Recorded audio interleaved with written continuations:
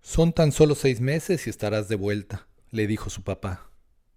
Es todo lo que sé acerca del día que mi mamá salió de Cuba.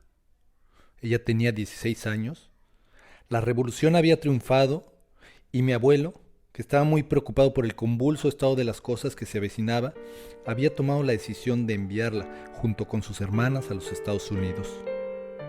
Son tan solo 6 meses, le dijo, pero ella tardó más de 20 años en regresar.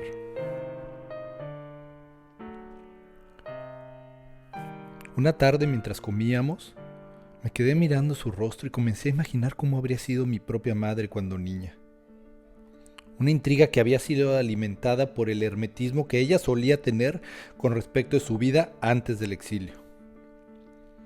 ¿Cómo debió ser aquel día en que dejó atrás a sus papás, a sus amigos, su mar Caribe, su infancia? Sin pensar bien en lo que hacía, tuve el impulso de preguntárselo. Mis palabras la sorprendieron como una ráfaga de viento que abre de golpe una ventana. Inmovilizada primero por el miedo y movida un instante después por el enojo, clavó la mirada en mí y me reclamó por qué quería saber aquello.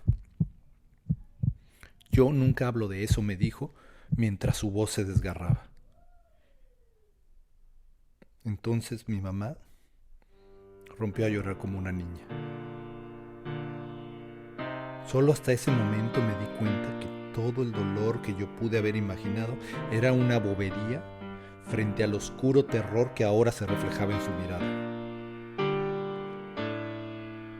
Intenté disculpar mi intromisión, pero no supe cómo hacerlo. La verdad no encontré muy bien las palabras. Ella también guardó silencio el resto de la tarde.